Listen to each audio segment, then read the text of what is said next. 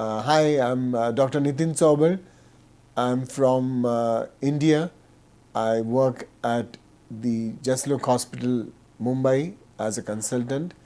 I'm also the director of Thane Ultrasound Center, which is in Thane, both places in Mumbai, India.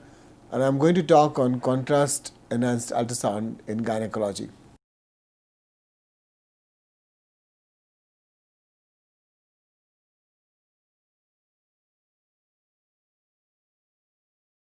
Contrast enhanced ultrasound in gynecology is a new and a very exciting branch or an advancement in the field of ultrasound.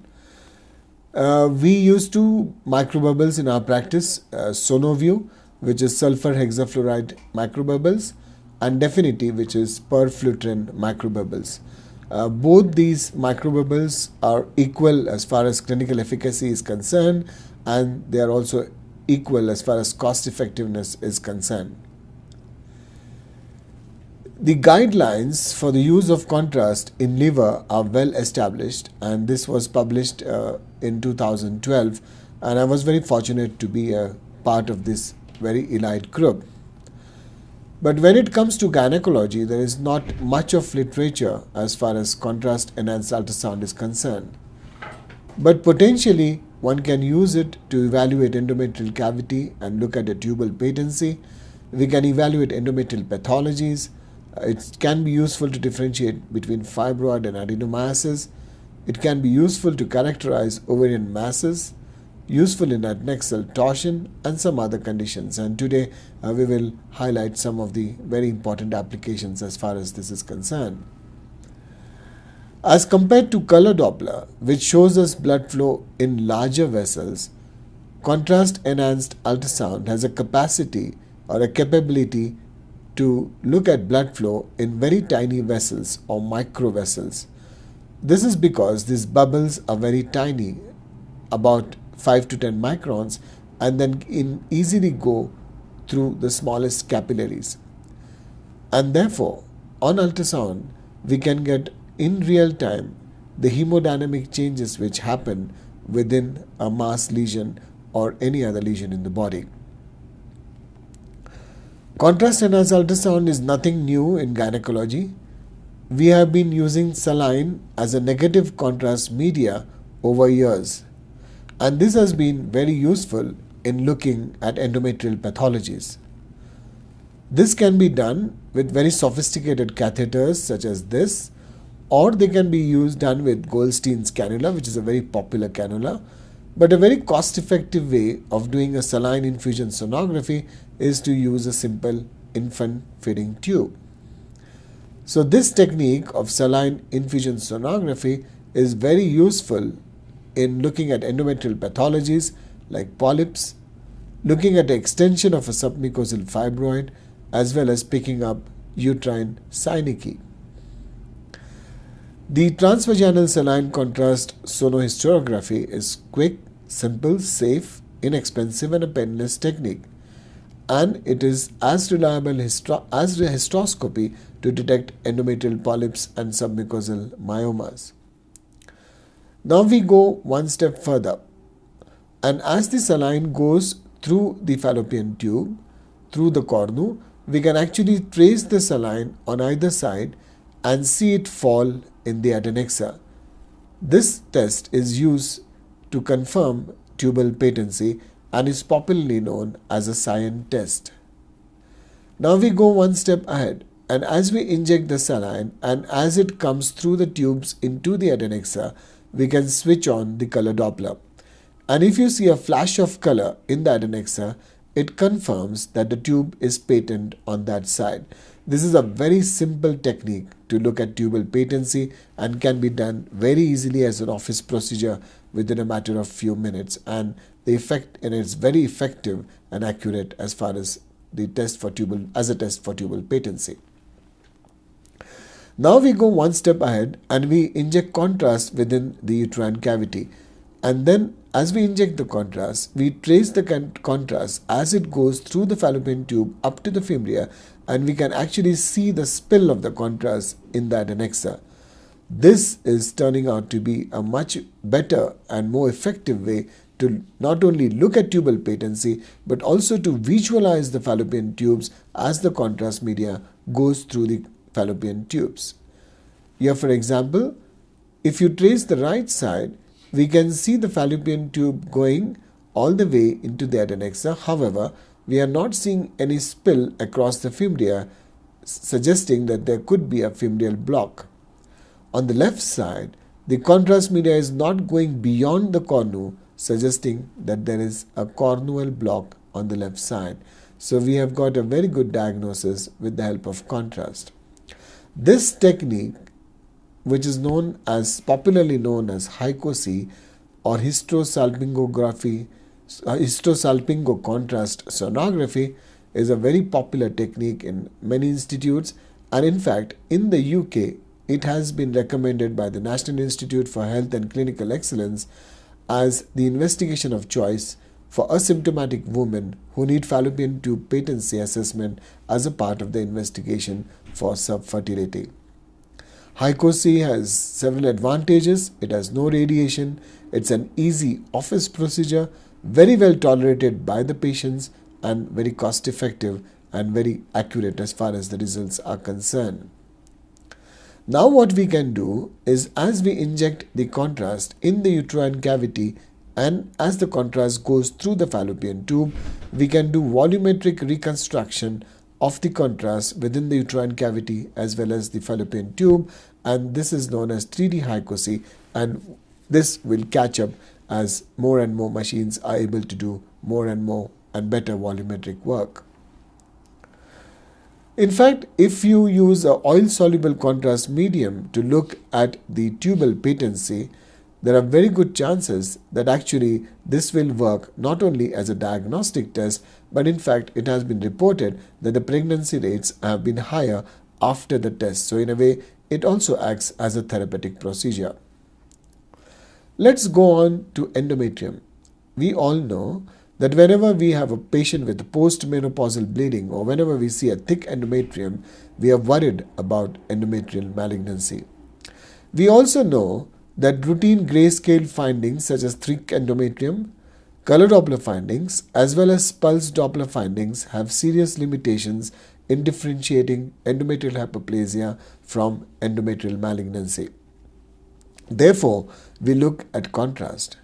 And when we look at a normal enhancement pattern in the endometrium and the myometrium, we realize that the endometrium enhances late as compared to the myometrium, and the peak enhancement of the contrast within the endometrium is less as compared to the myometrium. And this is what happens in a normal patient.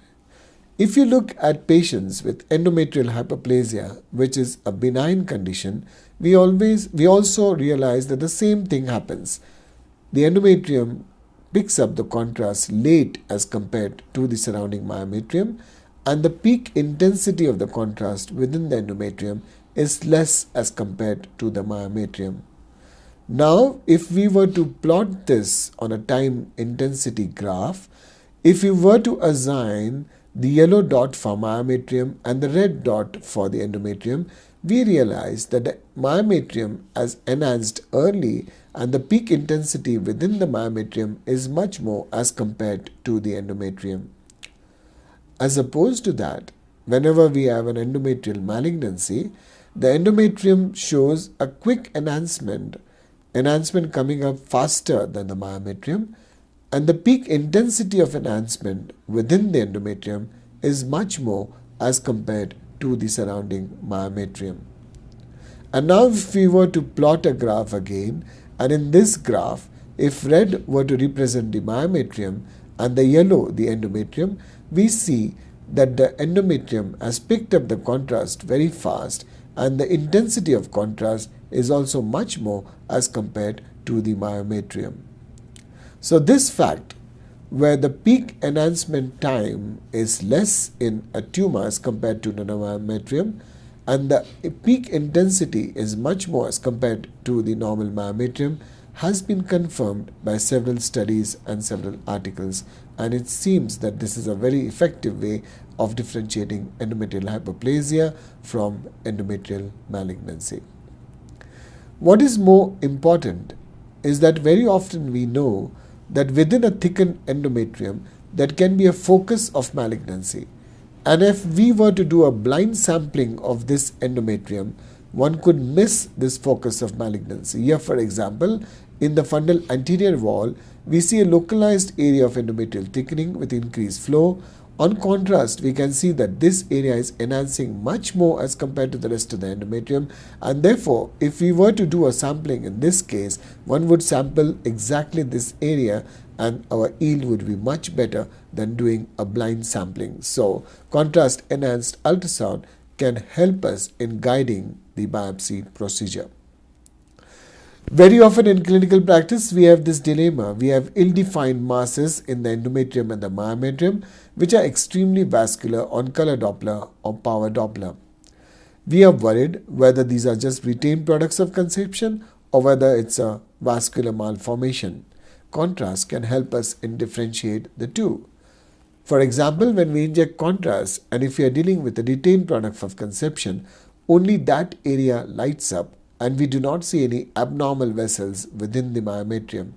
Whereas if we are dealing with a true arteriovenous malformation, what we see is enhancement of not only of that area, but we see vessels in the surrounding area which fill up fast. These are the draining veins, and that is very typical of an arteriovenous malformation. So in day-to-day practice, whenever we have a dilemma in differentiating between retained products and arteriovenous malformation, contrast can potentially help us. The other common dilemma in a day-to-day practice is differentiating fibroid from focal adenomyosis. We all know that fibroids tend to be hypoechoic as compared to the myometrium. They have well-defined margins. And if you look at color Doppler or power Doppler, we see peripheral draping vessels. Adenomyosis, on the other hand, has ill-defined margins. Very often we have this myometrial cyst, sundry appearance. They tend to be more hyperreflective as compared to the myometrium. And if you look at the color Doppler or power Doppler, very often we see ill-defined, scattered, penetrating vessels in that area. If we inject contrast in a patient who has got a fibroid, what we typically see is a peripheral enhancement of the capsule of the fibroid with a gradual filling of the fibroid from the periphery into the center. This is known as a centripetal enhancement. This pattern is very often referred to as a basket pattern and is now very characteristic of a fibroid. So that's another example of a fibroid. We see a capsular vessel there at the periphery, and with time we see a gradual filling from the periphery into the center, which is, as I said, very typical and diagnostic of a fibroid. On the other hand, adenomyosis shows heterogeneous enhancement, which is quite diffuse and quite irregular without any discipline. So here's an example of adenomyosis. Very often the contrast comes up early. However, it is quite a diffuse and a heterogeneous enhancement. We have vessels which are penetrating, quite irregular, coming from within the tumor. And this appearance of contrast in a focal lesion, in focal adenomyosis, is very often referred to as a moth-eaten filling defect. So here's a side-to-side comparison of a fibroid and adenomyosis. We have well-defined flow pattern with a feeding vessel there, and here we have a diffuse heterogeneous enhancement. So contrast definitely helps us in differentiating fibroids from focal adenomyosis. Furthermore, whenever we do a devascularization procedure, like for example embolisation or a HyCoSy, contrast enhanced ultrasound is helpful in guiding these procedures and ensuring that the embolisation or the HyCoSy has been adequate as far as devascularization procedure is concerned. So rather do an expensive MR again or do an invasive test like an angiography, contrast enhanced ultrasound is a safe and a non-invasive way of finding out the effectiveness of such procedures. Let us switch gears and come to ovarian masses. In practice, whenever we see such ovarian masses, which are quite obviously malignant with solid areas, vascularity, we do not require any other imaging modality to characterize these masses. But in practice, very often, we have borderline cases. And contrast-enhanced ultrasound is promising tool to pick up an early ovarian malignancy. Typically, if we were to inject contrast in a patient with ovarian malignancy, what we would get is marked enhancement of the entire tumor, enhancement of the septae, and enhancement of the solid areas.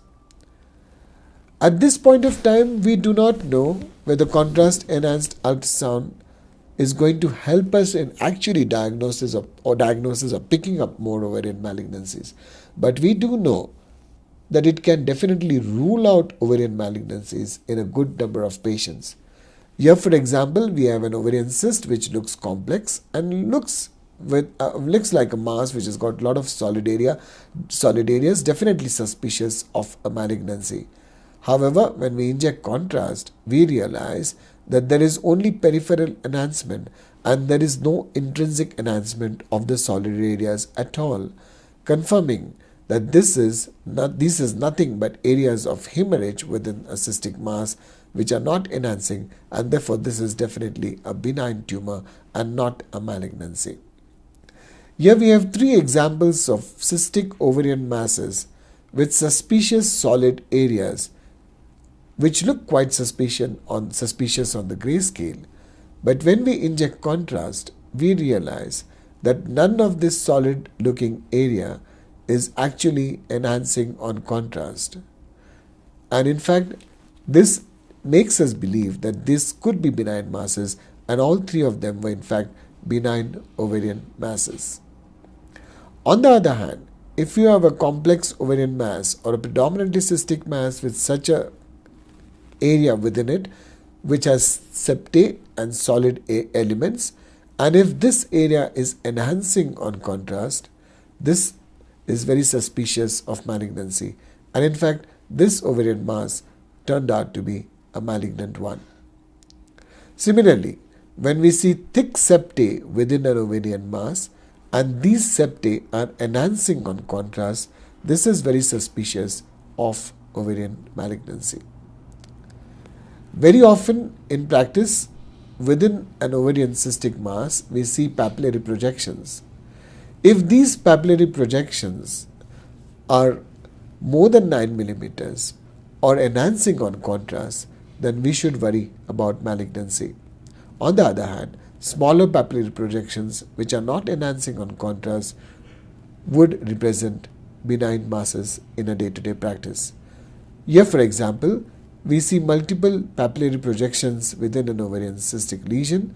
All these papillary areas are large, and if you look at the enhancement pattern, all of them are markedly enhancing on contrast. And in fact, this was a borderline tumor on histopathology. So contrast-enhanced ultrasound actually helped us in differentiating this tumor. We can also do the time intensity curves for ovarian masses. What we can do is look at the contrast uptake within the ovarian mass and compare it with the surrounding ovary.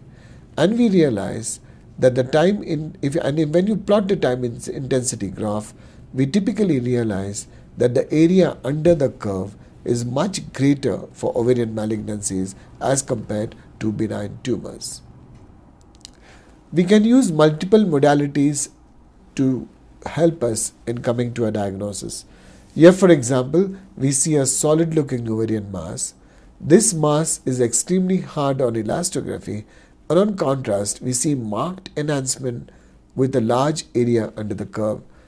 All these features are very suggestive of malignancy, and this was a very early ovarian malignancy which was picked up at a very early stage. So in fact, contrast-enhanced ultrasound promises to be a very good tool to pick up ovarian malignancies, and the reported specificity and sensitivity is very high. So in a day-to-day practice, this is a common problem which we have. Here we have two examples of complex ovarian masses. We would like to know which mass to pursue further and which mass to just follow up. With ordinary grayscale or color Doppler, we would not get the answer. But when we inject contrast, we realize that the mass on the top is markedly enhancing. The solid areas, the septae are markedly enhancing, and here we would be worried about malignancy. Whereas in this mass, which almost looks similar to the say above mass, there is no intrinsic enhancement at all, and in fact this was just an hemorrhagic cyst, whereas this was an ovarian malignancy. So we can basically separate out lesions which require intense follow-ups or further evaluation versus lesions which could be just followed up, considering that they are more likely to be benign. Very often in patients with C ovary, we see these hypoechoic areas along the peritoneal cavity or along the mesentery, and we are worried about peritoneal metastatic deposits. If these lesions are enhancing on contrast, the diagnosis of peritoneal deposits can be confirmed. Similarly, in a patient of C ovary, after surgery, very often we see these masses coming up and we are worried about recurrent tumors. If these lesions show marked enhancement again on contrast, then we are dealing with a recurrence of the tumor. Any malignancy, or for that matter, ovarian malignancy, we are always worried about metastatic deposits, and contrast enhanced ultrasound is an excellent tool to pick up liver metastasis. So very often on grayscale, we do not see any lesions, but after we inject contrast, these lesions stand out because they wash out the contrast in a very early phase. Nowadays, what we can further do is, as the contrast bubbles come within a tumor, we can do a 3D reconstruction during the arterial phase. And this technique can be useful to us potentially to characterize ovarian masses further, but we need to do more studies on this. The other common clinical problem which we have in a day-to-day practice is patients coming with pain and we suspect ovarian torsion. We again know that a conventional grayscale as well as color Doppler has several limitations when we want to diagnose ovarian torsion. Here, for example, we have a complex ovarian mass in a young girl who had pain. On grayscale, we can see the snail sign, which is very diagnostic of torsion. On color Doppler, we can see the snail sign again, but contrast shows us the snail sign in a much better way. And moreover, if you look at a tumor, there is hardly any contrast uptake or blood flow, confirming a diagnosis of torsion. So contrast in a patient with suspected torsion confirms the diagnosis of torsion in two ways. One, it shows that the contrast uptake within the ovarian lesion is very scanty or almost absent. And number two, it shows us the pedicle or the snail sign in a much better way, confirming the diagnosis of ovarian torsion. So, in nutshell, contrast-enhanced ultrasound in gynecology has a very vast potential which is yet to be explored. There are a lot of more avenues to be explored. For example, looking at cervical malignancy, looking at vesicovaginal fistula, etc., where contrast can be very useful. But once everyone starts using it, maybe the full potential would be realized. Thank you so much.